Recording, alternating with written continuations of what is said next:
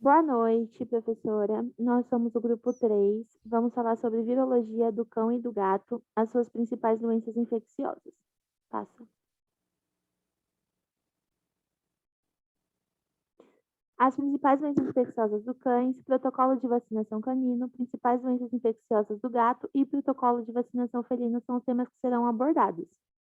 Passa. As principais doenças infecciosas do cães. Bom, vou começar pela parvovirose. Ela é o termo utilizado para designar a doença infecto-contagiosa, cujo agente etiológico é um vírus pertencente à família Parvoviridae, reconhecido inicialmente em 1978. Ele é um vírus não envelopado, de DNA pequeno de fita simples. A partícula infecciosa ela é muito resistente, sendo estável na presença de pH entre 3 e 9, e sua inativação ocorre a temperaturas superiores a 56 graus Celsius durante 60 minutos. Portanto, ele pode sobreviver no meio ambiente durante meses e anos. Passa. A transmissão da parvovirose, ela ocorre através do contato direto cão-cão ou pelo contato com fezes, alimento, água, objeto. Como ele é um vírus muito resistente no meio ambiente e ele pode sobreviver durante anos, a gente só consegue eliminar do ambiente com a detetização total, porque ele pode ficar na caminha, no chão do canil, na coleira. Então, ele passa muito facilmente para outro animal. Passa. A predisposição da parvovirose, ela envolve a idade, fatores genéticos com maior disposição em Rottweiler, Doberman e Husky, e estresse, porque quando o animal está estressado, ele tem a imunidade baixa e o vírus, ele é um vírus oportunista. Quando o animal está com uma infecção simultânea com parasitas ou bactérias intestinais também. Passa. A patogenia, ela acontece por via oral, então acontece por penetração da via oral. Quando ele entra por via oral do animal, acontece a replicação viral no tecido linfático da orofaringe e das amígdalas, e a gente entra na fase da viremia. A fase da viremia é quando o vírus ele já entra na corrente sanguínea e ele passa a ser circulante. Ela se inicia no terceiro e quarto dia após a infecção e mantém-se por mais 2 a 3 dias. Depois dessa fase, o vírus ele é distribuído por todo o organismo. Os principais órgãos que ele atinge é o timo, o baço, os nódulos linfáticos, a medula óssea, os pulmões, o miocárdio e o jejum distal e o ilho. Quando isso acontece, a replicação causa a necrose das criptas do epitélio do intestino delgado, com eventual destruição das vilosidades. Isso causa o acúmulo de alimentos e fluidos, que desenvolve uma diarreia. Quando a replicação do vírus ocorre nos tecidos linfopoéticos e medula óssea, causa a leucopenia com neutropenia e linfopenia. Passa. Os sinais clínicos. A parvovirose ela pode se desenvolver de duas formas, sendo a forma de miocardíaca. A forma apresenta-se como uma miocardia de animais de 4 a 8 semanas com morte súbita. Eles têm muita depressão, eles realmente ficam muito cabisbaixos, não querem comer, não querem se alimentar, têm diarreia signolenta e também de forma entérica, que é quando a doença normalmente apresenta-se como um episódio gastroentérico severo, altamente contagioso e por vezes hemorrágicos em crias. Em animais com mais de 8 semanas, acontece uma viremia profunda antes da síndrome gastroentérica. Ele tem uma alta temperatura, causa anorexia, depressão e também uma letargia. Pode passar. O diagnóstico da parvovirose ele é sugestivo, mas ele sempre deve ser diferenciado de gastroenterites bacterianas como a salmonelose e também como a sinomose. Os achados do hemograma mais frequentes são leucopenia com neutropenia. Um dos principais testes para diagnóstico da parvovirose é o imunoenzimático, que é o mais conhecido que é o ELISA, que pode ser tanto em humano quanto feito em animal.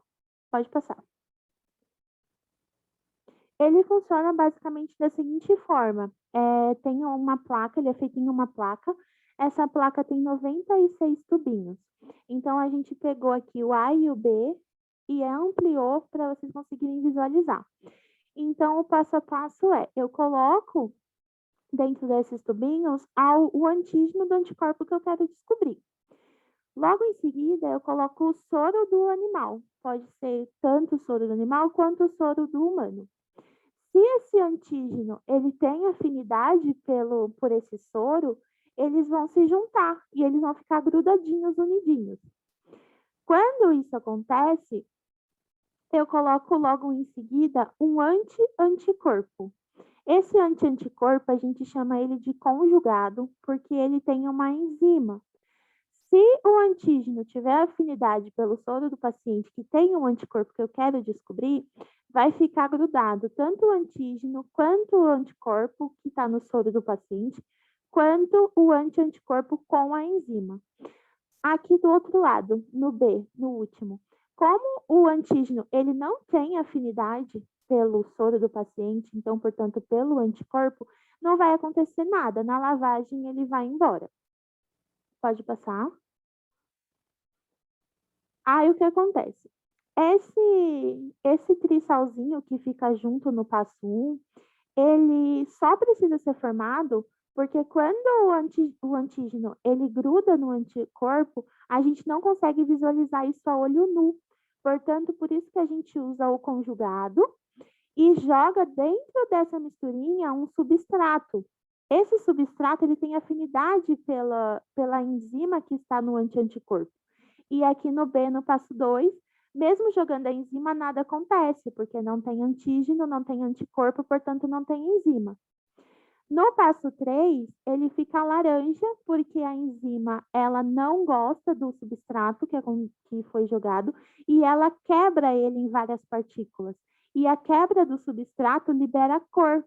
Então, o passo 1, passo 2 e o passo 3 é para a gente conseguir ver a olho nu que naquele tubinho do antígeno que a gente colocou tem um anticorpo que a gente queria descobrir. Esse é o teste de ELISA. Aqui na placa a gente consegue visualizar que o 1A ele ficou laranjinha, então, portanto, ele tem um anticorpo, e o B não. Ele pode ser realizado tanto em humano quanto em animal, e ele é o mais utilizado por ele ser um que compensa mais da forma financeira. Pode passar.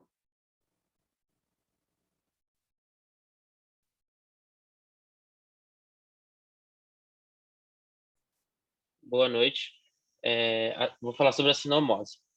A sinomose canina é uma doença infecto-contagiosa que afeta cães causada por um vírus. Ela é altamente contagiosa e costuma acometer cães que ainda não terminaram o esquema de vacina, ou que não costumam receber o reforço anual da vacina múltipla, entre as V10, V8, V11 ou V12. A sinomose não afeta gatos. No estágio inicial da doença, a a sinomose é bastante comum. No estágio inicial da doença, a sinomose bastante comum é a diarreia. Uma vez que o sistema digestório é geralmente o primeiro a ser atingido.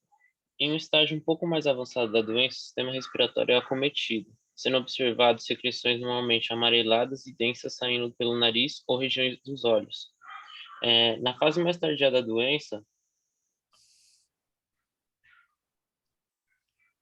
o acometimento do sistema nervoso central, que acontece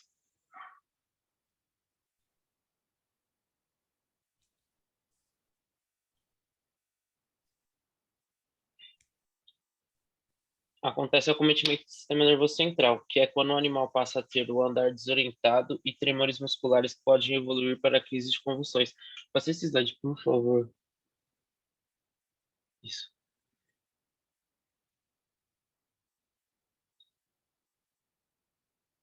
Que podem evoluir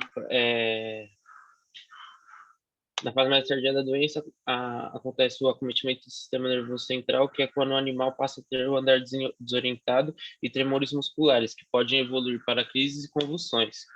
Os principais sintomas são apatia, perda de apetite, diarreia, vômito, febre, secreções oculares, ramela em grande quantidade, secreções nasais, convulsões, paralisias, tiques nervosos e falta de coordenação.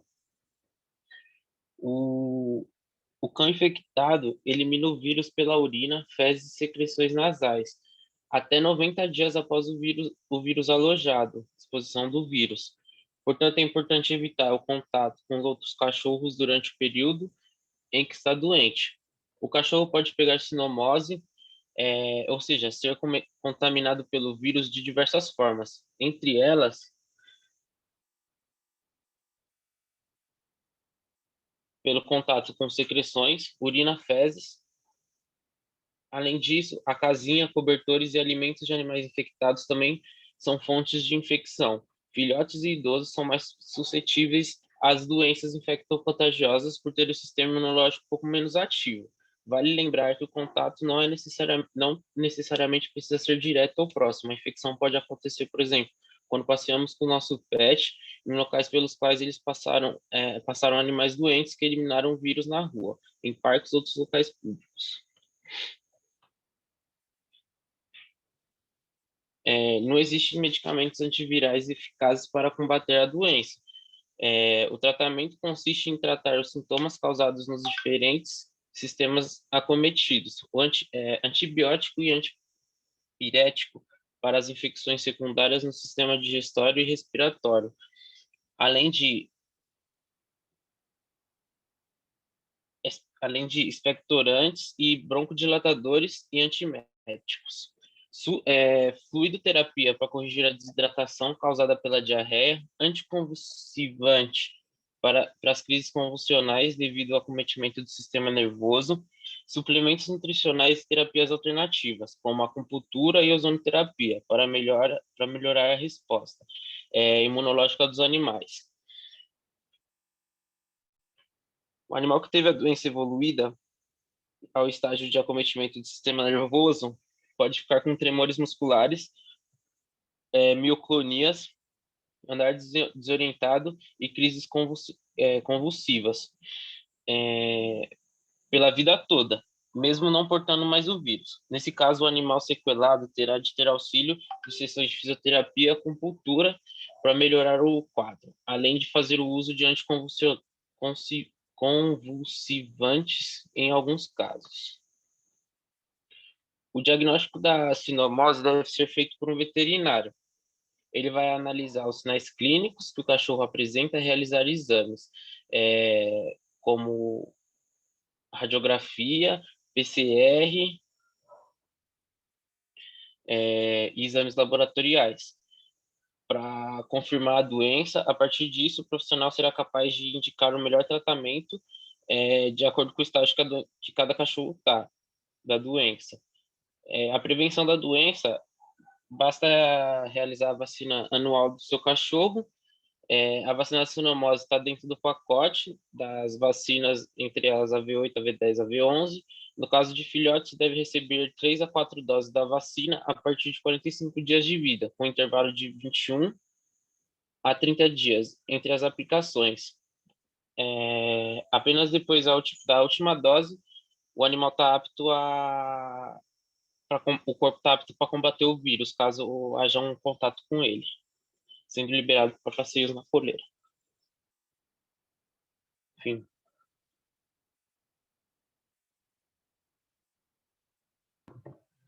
Oi, pessoal, boa noite. Meu nome é Felipe e vou falar um pouquinho sobre a coronavirose canina.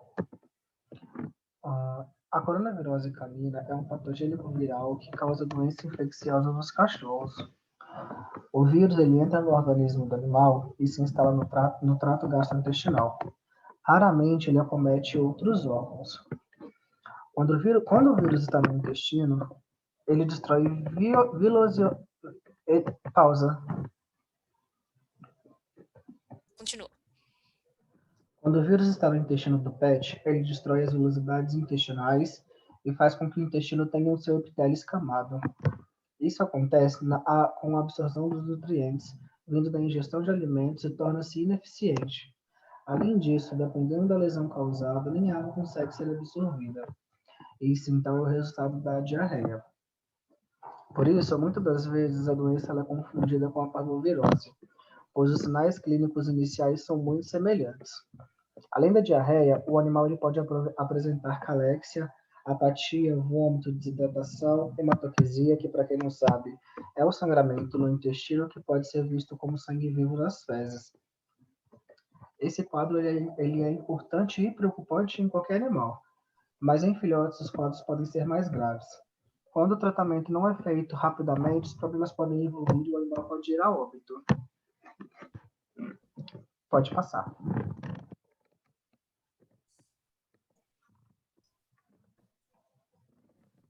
Já os adultos, quando foram tratados de forma correta, quando eles não são tratados de forma correta, eles podem ser portadores crônicos.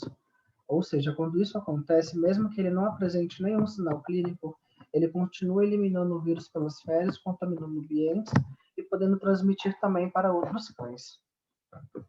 Se o animal apresentar qualquer sinais clínico, o tutor ele deve levar imediatamente o animal para o veterinário para que o mesmo examine conforme o histórico. Ele também pode solicitar alguns exames para ter certeza do resultado. Geralmente, é pedido hemograma completo, cobra parasitológico fecal, teste de Giardia ELISA e teste rápido de parvovirose para saber se o diagnóstico é diferente. A coronavirose também ela pode ser curada se for tratada rapidamente e que toda a prescrição do médico veterinário que toda a prescrição que o médico fizer seja feita de forma correta. Não existe nenhum medicamento correto para matar o vírus. É comum que o médico veterinário administre as fluidoterapias, que são soros na veia, para poder manter o animal hidratado de todo o líquido que ele perde, principalmente nas diarreias, e também para poder repor os eletrólitos, que está perdendo, como eu disse, na diarreia, em alguns casos, nos vômitos. Além disso, a administração de antieméticos e protetores gástricos para controlar vômito costuma ser indicada. Dependendo do caso, a terapia nutricional parenteral, que no caso é a aplicação de nutrientes pela veia, também pode ser necessária. Geralmente, em quase todos os casos, também é administrado antibióticos para controlar a multiplicação das bactérias oportunistas. E, em alguns casos, os veterinários eles também prescrevem probiótico para poder equilibrar a microbiota intestinal. Pode passar. Ele pode ter muita falta de apetite, ele pode ter muitos vômitos, diarreia, pode também ficar apático e ter fezes com sangue. Geralmente, eles tomam soro com algumas medicações para poder controlar os sintomas e fazer o tratamento correto. Existem também as vacinas que são administradas no protocolo anual, mas principalmente para animais jovens que tomam as primeiras doses com 45 a 60 dias de idade e depois fazem o reforço anualmente. Para evitar o contágio, uma vez com que a idade e a suscetibilidade dos animais diminui e que os animais assintomáticos podem transmitir o vírus, recomenda-se isolar os mais jovens dos mais adultos, até que todo o esquema de imunização seja feito. A imunização, ela geralmente é efetiva quando houver a presença de IgA na mucosa intestinal, para que possa combater o vírus comumente presente nesse local. Embora o fato de saber que a coronavirose canina tem cura possa deixar um tutor mais aliviado, o melhor a ser feito é evitar que seu pet seja acometido pela doença. Para isso, converse sempre com o médico veterinário para que ele possa aplicar a vacina contra a coronavirose canina e deixar o seu pet protegido. Ponto. Boa noite. Vou falar um pouco sobre hepatite infecciosa canina. A hepatite infecciosa canina, ou doença de Rupert, ela é causada pelo adenovírus canino tipo 1. Os adenovírus caracterizam-se por serem vírus de DNA não envelopados, o que os tornam muito resistentes à desinfecção ambiental. É uma doença viral que pode ter consequências graves e ela é bastante contagiosa. Ataca o fígado, causando inflamação, principalmente em animais recém-nascidos, jovens ou com a imunidade baixa. Próximo.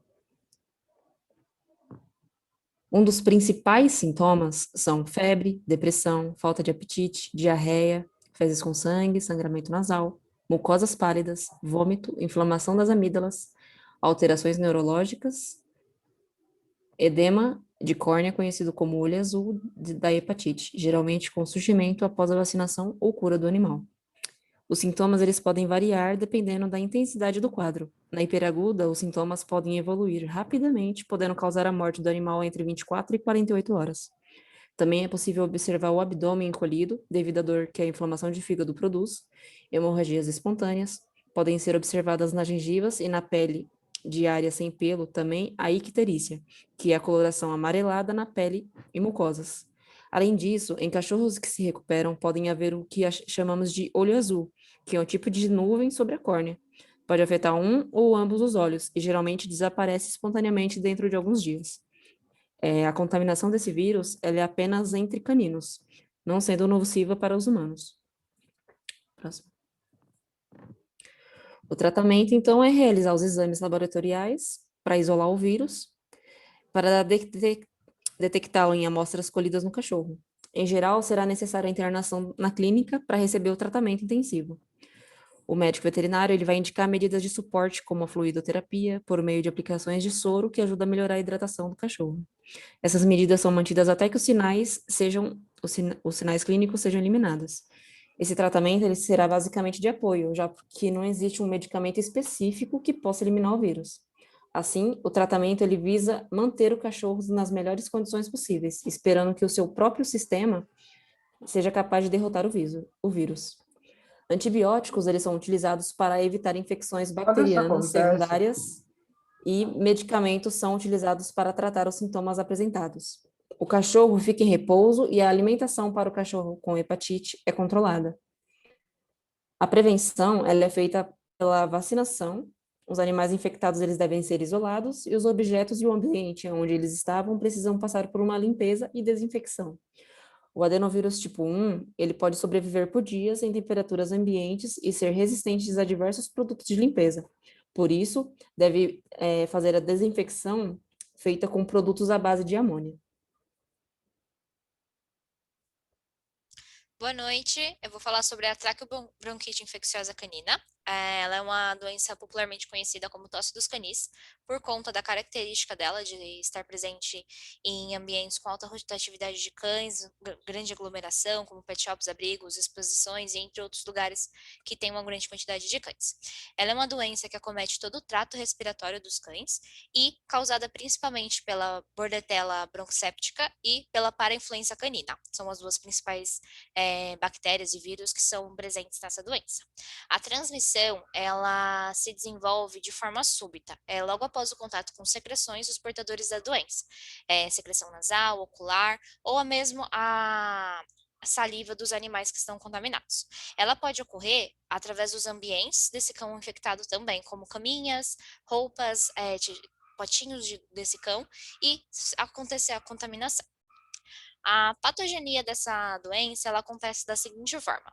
Então, basicamente, o agente etiológico é inalado, ocorre a replicação na mucosa do trato respiratório, a formação de infiltratos de leucocitários das mucosas e a diminuição da capacidade fagocitária dos macrófagos alveolares. Depois disso, ocorre a destruição do epitélio ciliado e cilioestase. A replicação, ela causa necrose das células epiteliais e infiltração por neutrófilos e eosinófilos na mucosa do trato respiratório, desenvolvendo um quadro agudo inflamatório.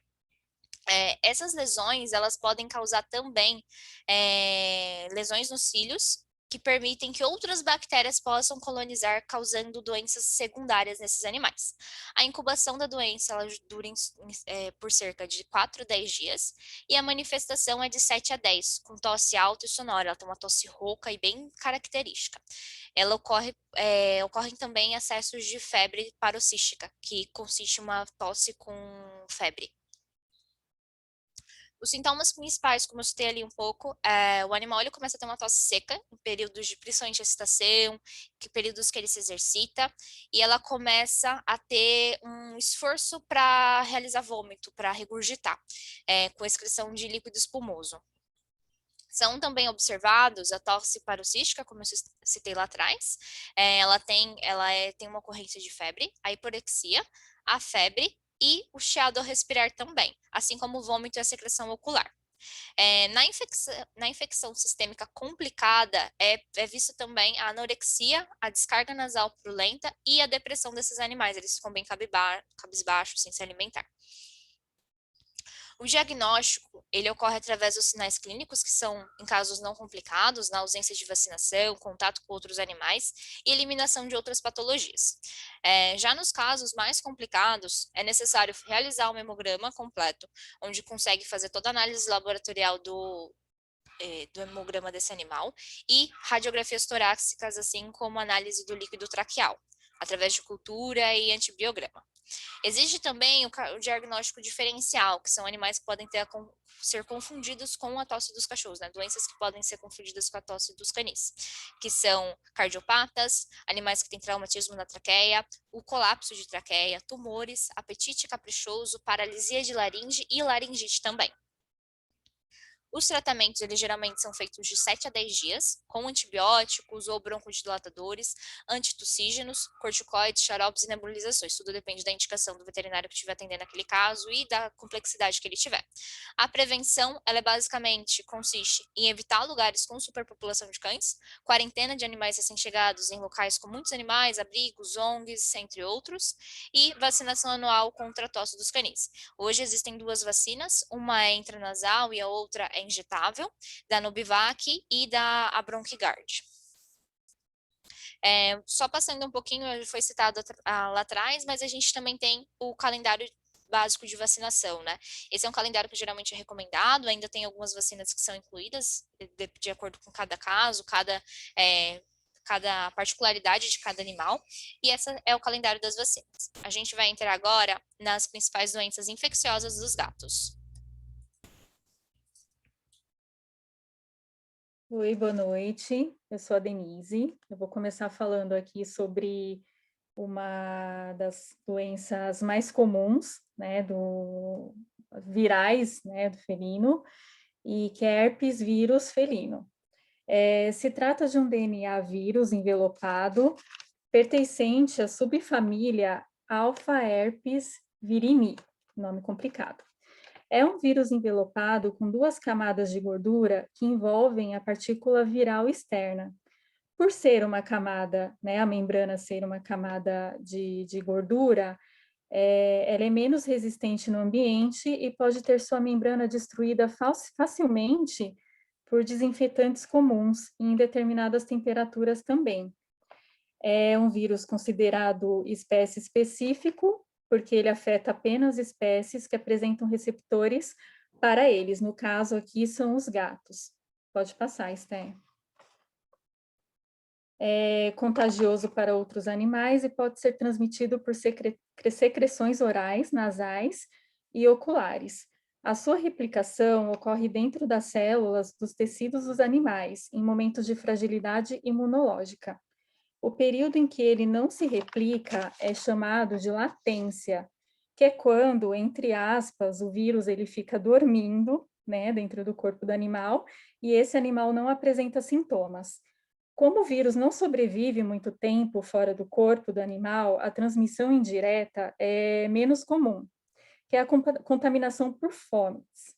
O que é isso? São os objetos, né? Corrimão, maçaneta, móveis, qualquer objeto que o bichinho possa ter contato, né, e deixar ali aquele vírus, mas ele não resiste muito tempo em ambientes externos, né? Ele sobrevive muito tempo dentro do corpo do animal. 80% dos gatos infectados permanecem com infecção latente. Pode passar, Esther. Bom, a maior forma, a mais comum de contaminação é a via aerosol. Por isso, os vírus prevalecem em ambientes superpopulosos. Então, eles são replicados com maior facilidade em ambientes onde existe uma quantidade maior de gatos, enfim, né? Ambientes superpopulosos. É eliminado através de secreções orais, nasais e oculares, como foi falado no áudio anterior, né? A forma mais fácil de contaminação é via aerosol. E a infecção primária do epitélio nasal, aqui é o caminho do vírus, tá? Que eu vou falar. Com subsequente proliferação para o saco conjuntival, faringe, traqueia, brônquio e bronquíolos. Aí, como já foi falado, né, o tempo de sobrevivência fora do corpo do animal é limitado, o que dificulta essa transmissão indireta. Após a infecção primária, que ocorre normalmente em animal jovem, cerca de 80% dos gatos tornam-se portadores para o resto da vida, e durante a infecção o vírus se espalha ao longo dos nervos sensoriais e alcança os 22 neurônios, particularmente os sítios de latência, que é o gânglio trigêmeo, tá? A reativação viral pode ocorrer de maneira espontânea, após a administração de glicocorticoides ou ocorrência de períodos de estresse. Então, o estresse, ele pode fazer com que o gato fique com a imunidade mais baixa, né? Com a imunidade comprometida, e isso facilita com que o vírus que está ali em latência seja reativado. Pode passar, Esther. Os sintomas. Eu coloquei aqui os principais sintomas, tá? Tem os sintomas que são muito comuns, que são espirros, secreção nasal, né, que é o catarro, dificuldade de respirar, febre, desidratação, e acontece a replicação do vírus nos olhos do gato também.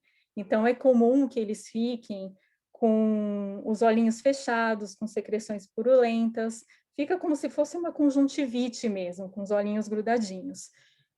Úlcera de córnea costuma ocorrer com certa frequência, e tem aqui um exemplo de sintoma que não é tão comum, que são as dermatites ao redor dos olhos. Acontece, mas não com tanta frequência.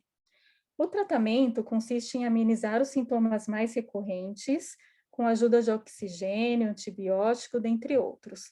Mas a melhor forma de prevenir o herpes vírus é através da vacinação. Essa vacina, a tríplice felina, ela já imuniza, né, contra esse vírus da herpes, que também pode levar a outras doenças de trato respiratório. Na verdade, a maioria das doenças de trato respiratório, como, por exemplo, a rinotraqueite felina, que também é difícil de tratar, né, antibiótico por muito tempo, enfim, é melhor vacinar mesmo, deixar a vacinação em dia para imunizar os bichinhos. E também evitar com que os gatos passeiem nas ruas, para eles não se exporem ao agente viral, né, não ter contato com outros gatos que possam estar contaminados, enfim, manter a higiene da casa. A higiene é muito importante para manter a imunidade deles fortalecidas, e também cuidar da saúde, né? Levar com frequência ao veterinário, enfim, e é isso. Agora eu vou passar para a G falar sobre FIV e FeLV. Bom, eu vou falar sobre a FIV, que é o vírus da imunodeficiência felina. Ele é um lentivírus. Isso significa que a replicação dele, o desenvolvimento dele é lento. É uma doença que ela vai afetando os gatos de uma forma lenta, né?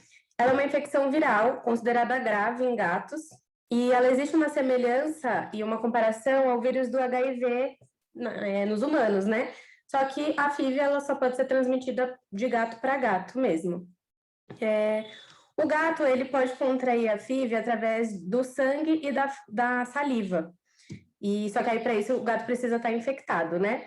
E só que fora do corpo, a partir do momento que o vírus está fora do corpo, ele não consegue sobreviver por muito tempo. Então, a maior forma de contágio é quando um gato morde o outro, através de brigas, enfim. Bom, a manifestação, quando você vê que o seu gato está com perda de peso, letargia, febre, gengivite, estomatite, linfonodo aumentado, doença de pele ocular ou respiratória recorrente, pode ser uma causa de FIV, porque a FIV ela não tem um sintoma específico. ela é com doenças oportunistas. Então, por exemplo, essa gatinha da foto, ela tá com acne felina, ela é uma FIV positiva, e aí com essa doença que era recorrente nela, ela foi testada e ela foi dada como FIV positiva.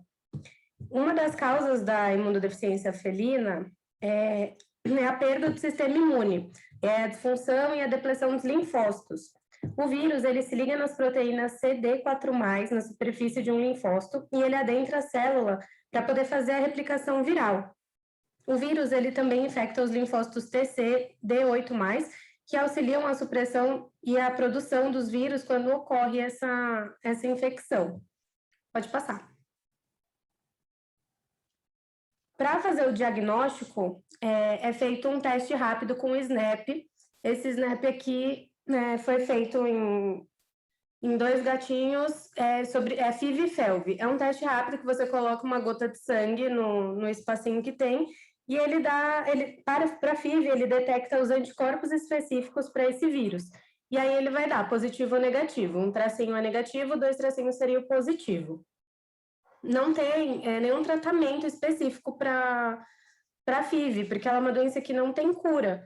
Então, você precisa tratar o gato para manter a saúde dele em dia, assim, no caso, né? Tipo, tratar com uma alimentação saudável, manter ele sempre com vermífugo em dia, antipulga em dia, porque é uma doença que ela afeta o sistema imunológico do gato. A prevenção não tem, assim, uma prevenção específica, porque não tem vacina, nem na V4, nem na V5, essa doença ela não está coberta. Então, você precisa sempre manter o seu gato dentro de casa, caso ele seja positivo para FIV, para ele não poder passar essa doença adiante. Pode passar.